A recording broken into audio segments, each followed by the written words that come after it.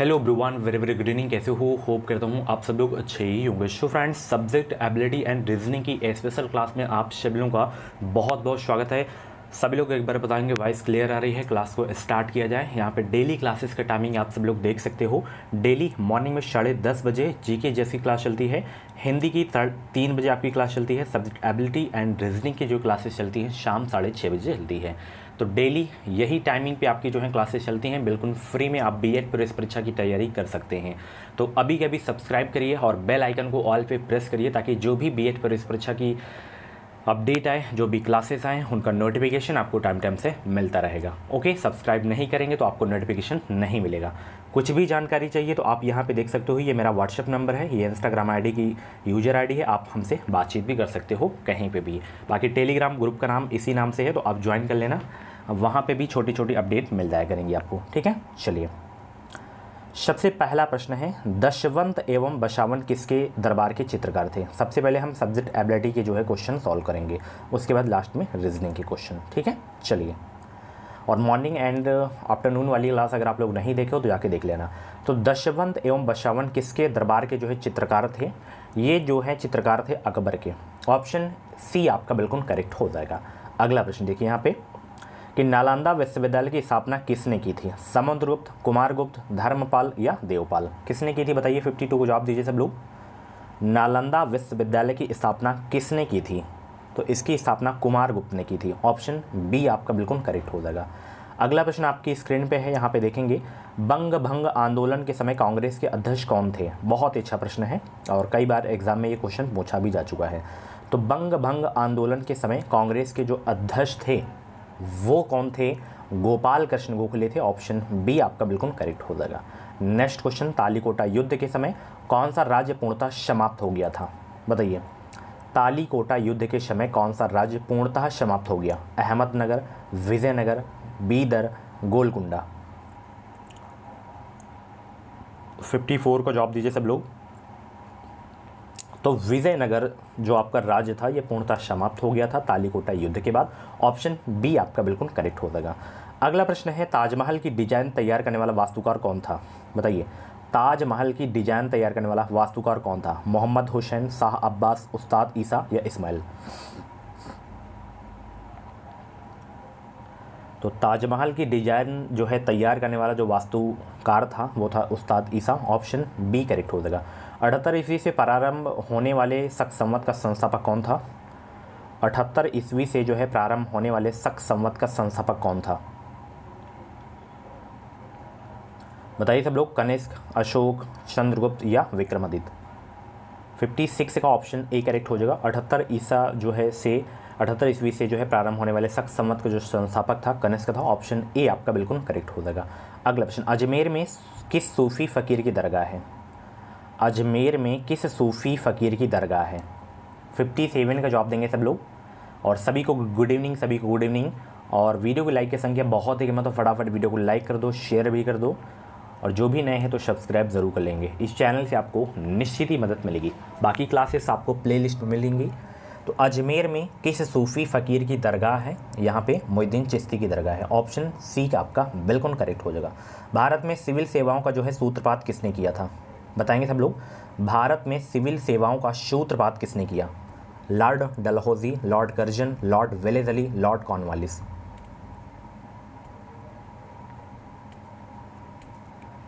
तो भारत में सिविल सेवाओं का जो सूत्रपात किया गया था ये किसके द्वारा किया गया था? ये किया गया था लॉर्ड कॉर्नवालिस के द्वारा। ऑप्शन डी आपका बिल्कुल करेक्ट हो जाएगा।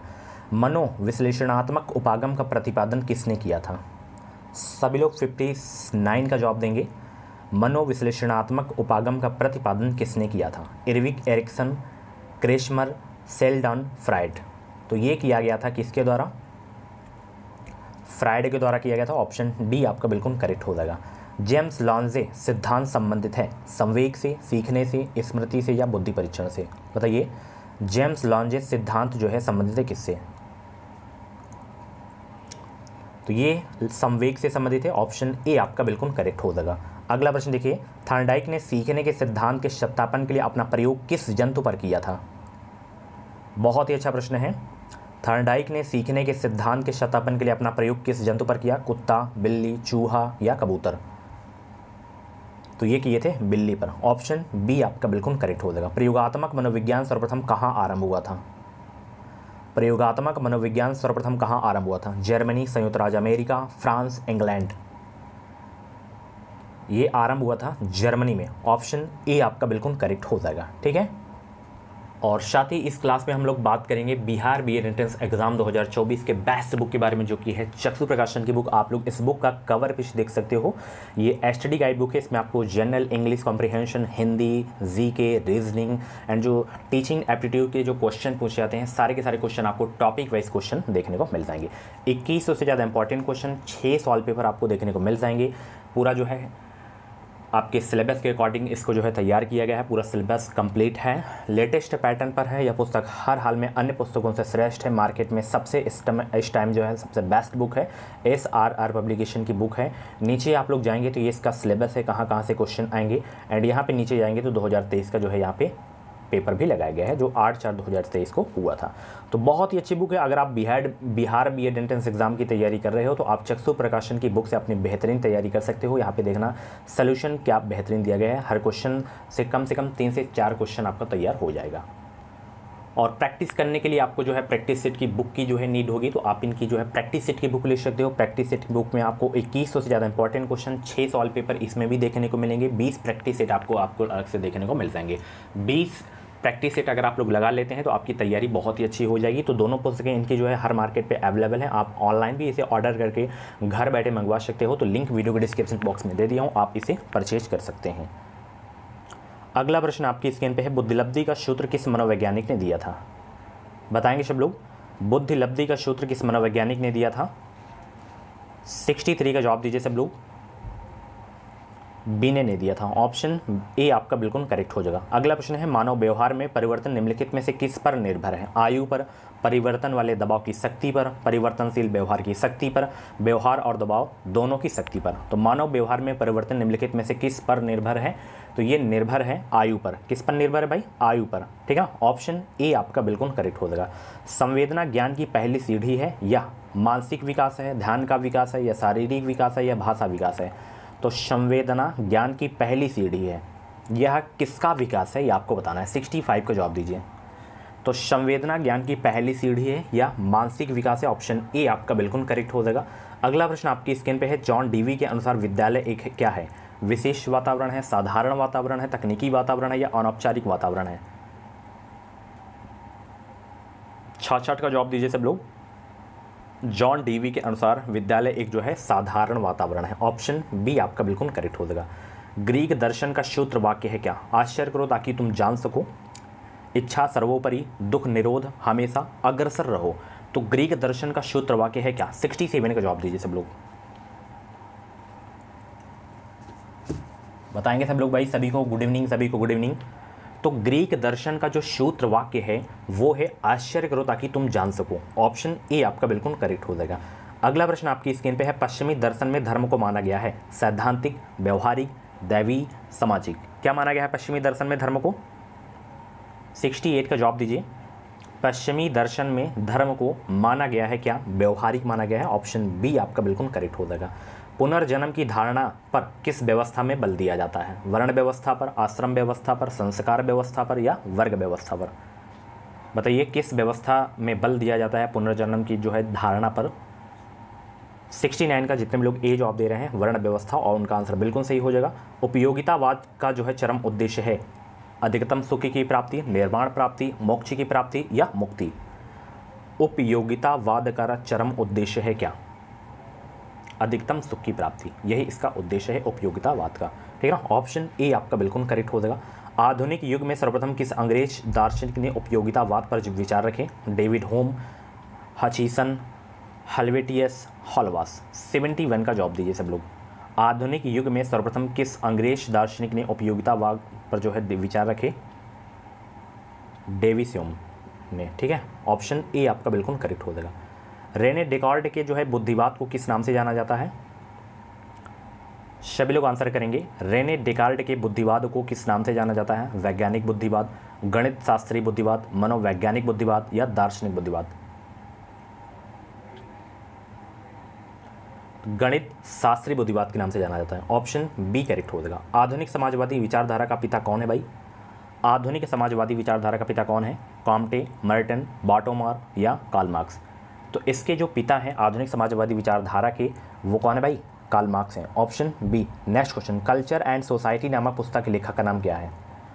कल्चर एंड सोसाइटी नामक पुस्तक के लेखक का नाम क्या है? 74 को जवाब दीजिए। तो इसमें से कोई नहीं है, रेमंड विलियम्स इसके हैं, ठीक है ना। ऑप्शन कोई भी नहीं होगा। अगला प्रश्न, प्राप्त तथ्यों को समान विशेषताओं के आधार पर विभिन्न वर्गों में व्यवस्थित करना क्या कहलाता है? सामान्यीकरण, न्यस्तीकरण, वर्गीकरण या समूहीकरण? प्राप्त तथ्यों को समान विशेषताओं के आधार पर विभिन्न वर्गों में व्यवस्थित करना क्या कहलाता है? वर्गीकरण कहलाता है। तो ऑप्शन सी आपका बिल्कुल करेक्ट हो जाएगा। अभी भी लाइक की संख्या बहुत ही कम है, तो फटाफट वीडियो को लाइक ज़रूर कर दो। निम्नलिखित में से किस समूह में हम जो है मान्यता, निष्ठा और सहायता की अपेक्षा रखते हैं? अंतः समूह में या प्रक्रियात्मक समूह में या प्रकल्प समूह में या गेसिल समूह में?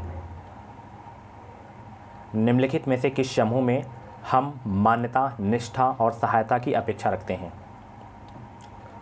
तो ये रखते हैं अंतः समूह में। ऑप्शन ए आपका बिल्कुल करेक्ट हो जाएगा। छुओ और जाओ का संबंध किस समूह की विशेषता है? छुओ और जाओ का संबंध किस समूह की विशेषता है? द्वितीयक समूह की विशेषता है। ऑप्शन ए आपका बिल्कुल करेक्ट हो जाएगा। रेडिकल सोशियोलॉजी ने किस उपागम को अपना केंद्र मानकर बुद्धिजीवियों, विद्यार्थियों और निग्रोज को आकर्षित किया?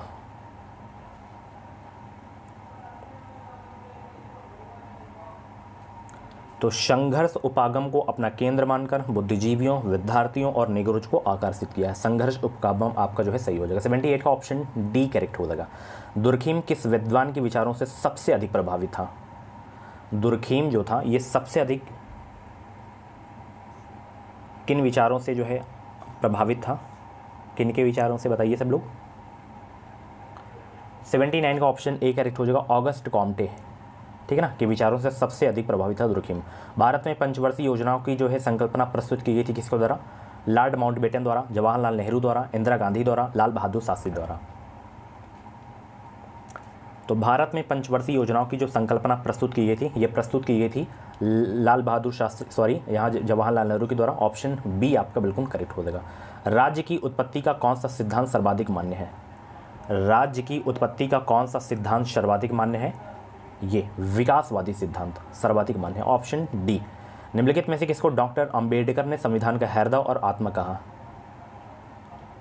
निम्नलिखित में से किसको डॉक्टर अंबेडकर ने संविधान का हृदय और आत्मा कहा?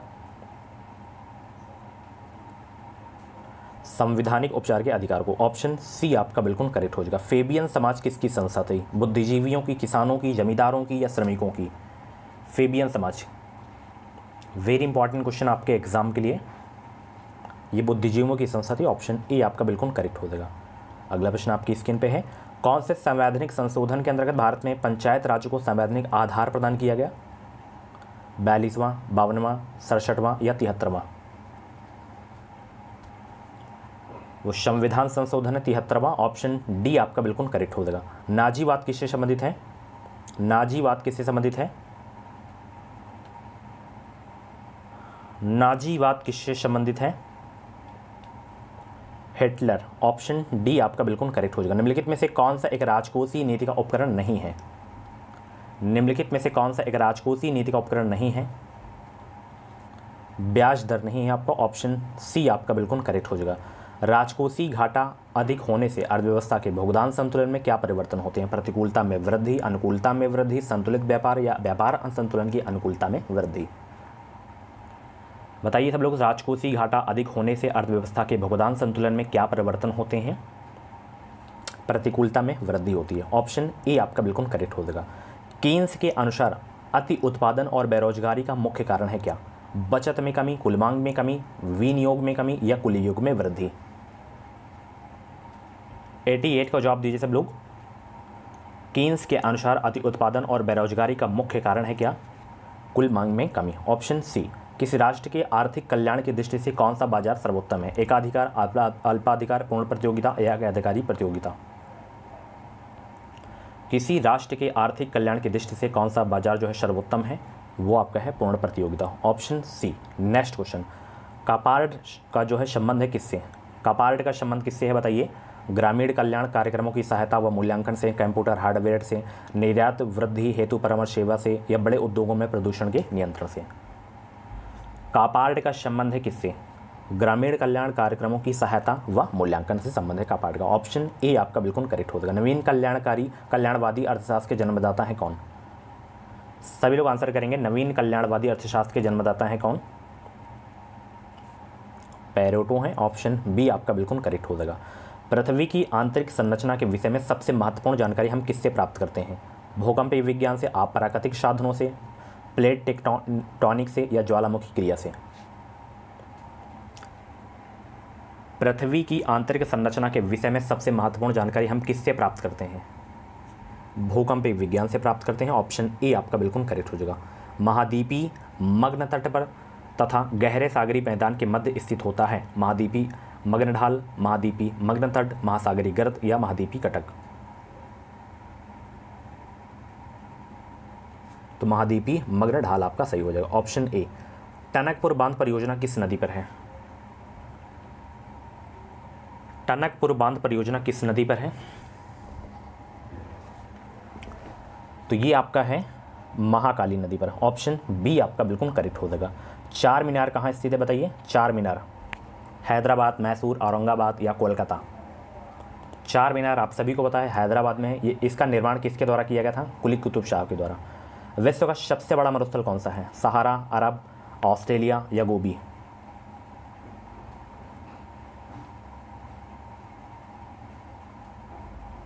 तो विश्व का सबसे बड़ा मरुस्थल है सहारा मरुस्थल। ऑप्शन ए आपका बिल्कुल करेक्ट हो जाएगा। विश्व का सबसे बड़ा पार्क कौन सा है बताइए सब लोग? विश्व का सबसे बड़ा पार्क कौन सा है? येलोस्टोन नेशनल पार्क कहाँ पे है? यूएसए में है। ऑप्शन ए आपका बिल्कुल करेक्ट हो जाएगा। यदि मई में लंदन में सुबह के 10 बजे हैं तो भारतीय मानक समय क्या होगा? सभी लोग आंसर करेंगे। यदि मई में लंदन में सुबह के 10 बजे हैं तो भारतीय मानक समय क्या होगा? 3:30 बजे दोपहर होंगे यहाँ पे। ठीक है, निम्नलिखित में से जो है कौन सा सही सम्मिलित नहीं इसमें? ये वाला नहीं है, क्योंकि नेपान अगर अखबारी कागज़ के लिए फेमस है। बाकी उर्वरक सिंदरी झारखंड हो जाएगा, एंटीबायोटिक पिंपरी हो जाएगा, कोयला के लिए सिंगरौली मध्य प्रदेश हो जाएगा। पाट भूमि पाई जाती है कहाँ? पाट भूमि कहाँ पाई जाती है? तो ये छोटा नागपुर में पाई जाती है। ठीक है, चलिए रीजनिंग के क्वेश्चन सॉल्व करते हैं। तो अब लाइक कर दो सब लोग। यहाँ पे ये कौन सा जो है अनुक्रम पूरा करेगा, अनुक्रम को पूरा करेगा, यहाँ पे बताना है। यहाँ पे क्या आएगा बताइए सब लोग?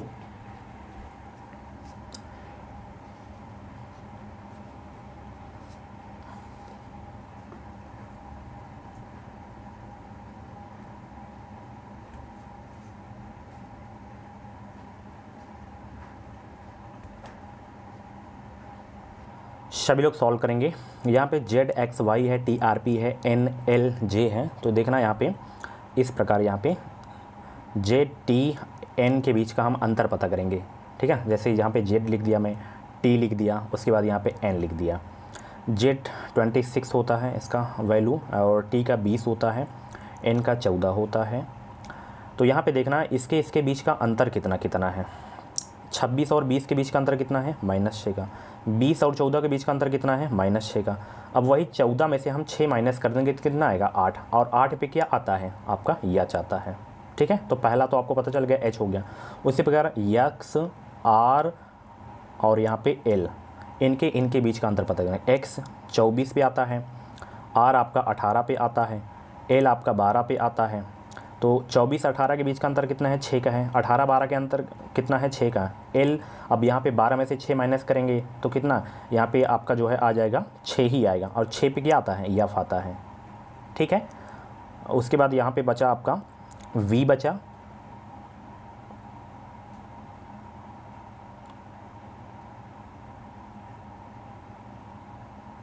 इसके बीच भी अंतर जो है आपका 6 का हो जाएगा। ठीक है ना,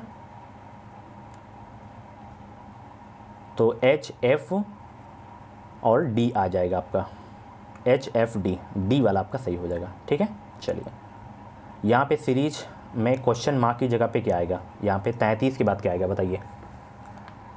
33 के बाद क्या आएगा? 4 का जवाब दीजिए सब लोग।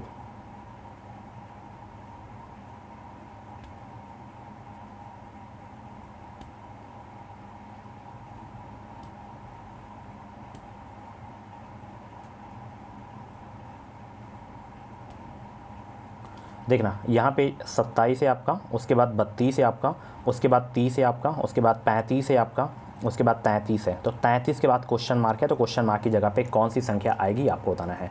देखना यहाँ पे 27 और 32 के बीच का अंतर कितना है, +5 का है। और यहाँ पे 32 और 30 के बीच का अंतर कितना है, -2 का। 30 और 35 के बीच का अंतर कितना है, +5 का। 35 और 33 के बीच का अंतर कितना है, -2 का। यानी कि एक बार +5 किया जा रहा है, एक बार -2 किया जा रहा है, एक बार +5 किया जा रहा है, एक बार -2। तो यहाँ पे -2 किया गया है, तो इसके बाद क्या किया जाएगा, प्लस का 5। 33 में 5 ऐड करेंगे तो 38 आ जाएगा। यहाँ पे डी आपका बिल्कुल करेक्ट हो जाएगा। चलिए अगला प्रश्न देखिए। यहाँ पे ये ब्लड रिलेशन का क्वेश्चन है। बी डी की बहन है, एम डी का पिता है, एन एम की बहन है, बी का एन से क्या संबंध है ये आपको बताना है। सभी लोग आंसर करिए भाई, सब लोग पेन कॉपी लेकर बैठ जाइए सब लोग और क्वेश्चन को सॉल्व करिए। इसकी पीडीएफ भी आपको मैं टेलीग्राम पे सेंड कर दूंगा। टेलीग्राम चैनल का नाम है education with Sahil, link video के डिस्क्रिप्शन बॉक्स में आपको मिल जाएगी। आप जो है इसे डाउनलोड कर लेना। और जैसे जो बच्चे साइंस वाले हैं तो उनको मैं साइंस मैथ के क्वेश्चन सेंड कर दूंगा, तो वहाँ से आप जो है अपनी प्रैक्टिस कर लेना अच्छे से। यहाँ पे देखना बी जो है डी की बहन है, बी जो है ये डी की बहन है, ठीक है। माइनस से हम फीमेल को इंगित करेंगे, प्लस से हम मेल को इंगित करेंगे। देखना रीजनिंग ऐसा सब्जेक्ट है, मैथ ऐसा सब्जेक्ट है, इसमें आप जितना मतलब प्रैक्टिस करेंगे उतनी आपकी जो है ये रीजनिंग सही होगी और मैथ सही हो जाएगा आपका, ठीक है ना। तो प्रैक्टिस मांगता है। अब देखना बी डी की बहन है, एम जो है डी का पिता है, एम जो है डी का पिता है, तो इसका पिता ऊपर जाएगा, पिता है तो प्लस कर देंगे हम। एन एम की बहन है, एन जो है एम की बहन है, तो इसकी बहन यहाँ पे बैठेगी बगल में। बी का एन से क्या संबंध है, ये जो बी है एन से क्या संबंध है, तो ये इसकी बहन है, तो इसका ये एम का लड़का है, बी लड़की ये बी है मतलब, तो यहाँ पे ये इसका भाई की ये पुत्री है, तो इसकी क्या हो जाएगी, ये भतीजी हो जाएगी, ठीक है ना। ऑप्शन सी आपका बिल्कुल करेक्ट हो जाएगा। चलिए अगला प्रश्न देखिए। यहाँ पे बताना है अलग कौन सा है इसमें चारों में से, ये वाला अलग है, ये वाला अलग है, ये वाला ये वाला, बताइए अलग कौन सा है। 12 का जवाब दीजिए सब लोग। सभी को भाई गुड इवनिंग, सभी को गुड इवनिंग। 12 का जवाब दीजिए। यहाँ पे देखना साफ शब्द दिख रहा होगा, ये आपका जो है एक है, ये आपका भिन्न है, क्योंकि इसमें देखना ये जो लाइनें हैं, ये जो लाइनें हैं दो हैं, इसमें 3 है ना। 12 का ऑप्शन सी आपका बिल्कुल करेक्ट हो जाएगा, ठीक है ना। जो रेखाएं हैं दो रेखाएं हैं और इसमें 3 छोटी छोटी रेखाएं हैं, तो यही आपका भिन्न हो जाएगा। यहाँ पे बताना है कि इससे जो है कौन सा जो है नहीं बनाया जा सकता है शब्द। देखिए फॉल्ट को हम चेक करते हैं। एफ, इसमें देखिए एफ है, एफ भी है, ओ देखिए ओ भी है, आर देखिए आर भी है, टी भी है, तो ये बनाया जा सकता है। इसको देखिए टर्न को, टी देखिए यहाँ पे टी भी है, यू देखिए यू भी है, आर देखिए आर भी है, एन देखिए तो एन भी है, ठीक है ना। तो टर्न भी बनाया जा सकता है। ओके, सॉफ्ट को देखिए यस, यस भी है, ओ को देखिए ओ भी है। हाँ, रिपीट नहीं होना चाहिए, जैसे यहाँ पे ओ दे दिया, डबल ओ दे दिया, तो यहाँ पे एक ही हो तो वो नहीं बन सकता है, ठीक है ना। तो रिपीट कोई भी नहीं होना चाहिए। अगर 2 है तो 2 फिर इसमें भी होना चाहिए। यस देखिए इसमें यब भी है, टी देखिए टी भी है। रोम को चेक करिए, आर देखिए यहाँ पे है, आर भी है, ओ देखिए ओ भी है, ए देखिए, देखना यहाँ पे मैं कट के दे रहा हूँ, इसको मैं चेक कर रहा हूँ आर, तो आर यहाँ पे है, ओ है ओ भी है। अब ए को देखना, यहाँ पे ए कहीं भी आपको देखने को नहीं मिलेगा, ए तो यही आपका नहीं बनेगा इससे, ठीक है। चलिए अगला प्रश्न देखिए। यहाँ पे माइनस का अर्थ भाग है, प्लस का अर्थ गुणा है, भाग का अर्थ घटाना है और गुणा का अर्थ जोड़ है, तो निम्नलिखित में से कौन सा समीकरण सही इसमें बताना है। सब ऑप्शन इसमें आपको चेक करना पड़ेगा, तभी आप इसका आंसर बता पाएंगे। तो देखिए इसमें जो आपका सही है ये वाला है, तो मैं इसमें आपको जो है सही करके दिखाई दे रहा हूँ, ठीक है ना। जैसे यहाँ पे 19 है तो 19 में लिख लिया। अब यहाँ पे जैसे भाग का चिन्ह है तो भाग को यहाँ पे क्या लिखा गया है, घटाना, तो घटाना लगा लूँगा, उसके बाद 5। अब यहाँ पे जैसे प्लस का चिन्ह है तो प्लस को यहाँ पे क्या कहा गया है, प्लस का अर्थ है गुणा, तो मैं गुणा का चिन्ह लगा के 4 लिख लूँगा। माइनस का अर्थ यहाँ पे भाग बताया गया है तो मैं भाग लगा लूँगा और 2, और गुणा का अर्थ यहाँ पे जोड़ बताया गया है तो मैं जोड़ लगा के 4 लिख लूँगा। बराबर का यहाँ पे 13 है, बराबर का 13 यहाँ पे आना चाहिए सॉल्व करने पर, ठीक है। अब यहाँ पे देखना सबसे पहले हम डिवाइड वाला करेंगे तो 19 हो जाएगा, माइनस का 5 गुणे 2 दूनी 4 प्लस का 4। अब यहाँ पे देखना 19 माइनस 5 दूनी 10 हो गया, प्लस का 4। अब इसे सॉल्व कर लिया आप लोग, सॉल्व करिए सभी लोग फटाफट। ये 4 को हम इधर लाएंगे तो 19 में 4 ऐड हो जाएगा, 23 हो जाएगा, है ना। और माइनस का ये 10 हो जाएगा, तो 23 में से 10 गया तो कितना आएगा, 13 ही आएगा ना। तो यही आपका सही है, ठीक है ना। चलिए, नीचे दिए गए अंकों की श्रृंखला में कितने 6 हैं जिनके ठीक पहले या ठीक बाद में कोई विषम संख्या नहीं है। मतलब 6 जहाँ दिख जाए वहाँ पे रुक जाना है, और उसके ठीक पहले ठीक बाद में देखना है कि कोई ऑड नंबर तो नहीं है इसमें। तो देखना यहाँ पे नीचे दिए गए अंकों की श्रृंखला में ऐसे कितने 6 हैं जिनके ठीक पहले या ठीक बाद में कोई विषम संख्या है, पूछा है यहाँ पे, ठीक है ना, है। तो गिनना है आपको। देखिए मैं थोड़ा जूम किए दे रहा हूँ। अब यहाँ पे 6 देखिए, यहाँ पे है 6। अब यहाँ पे देखना 6 के पहले तो मतलब विषम संख्या है 5, बट यहाँ पे आगे इसकी सम संख्या है, तो इसको हम नहीं काउंट करेंगे। यहाँ पे भी मतलब दोनों सम संख्याएँ हैं। 6 यहाँ पे भी नहीं होगा, यहाँ पे भी नहीं होगा, तो यहाँ पे भी मुझे तो कहीं नहीं मिल रहा है। यहाँ पे आप लोग भी एक बार काउंट करिए।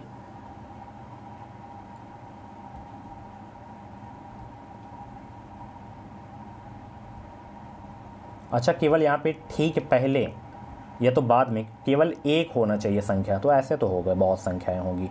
जैसे यहाँ पे 6 है तो 6 के पहले एक हो गया, ठीक है ना। अब देखना यहाँ पे आपका ये 6 हो गया, तो यहाँ पे नहीं होगा।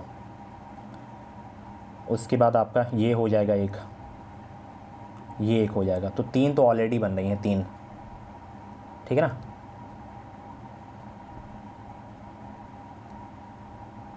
और यहाँ पे भी बन जाएगा, यहाँ पे भी,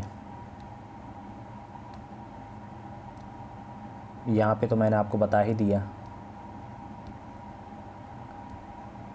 है ना। तो कितनी टोटल संख्याएं हो जाएंगी, कितनी टोटल संख्या हो जाएंगी, तो टोटल संख्याएं जो होंगी यहाँ पे 4 बन जाएंगी, ठीक है ना। 4, 1 2 3 4। चलिए आगे देखिए, यहाँ पे नीचे दिए गए एक पासे में 3 के विपरीत फलक पर कौन सा अंक होगा, 3 के विपरीत कौन सा होगा। 42 को जवाब दीजिए सब लोग।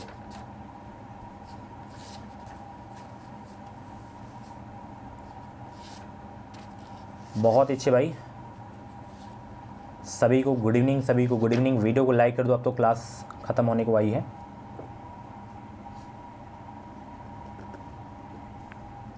तीन के विपरीत बताइए कौन सा होगा, 3 के विपरीत।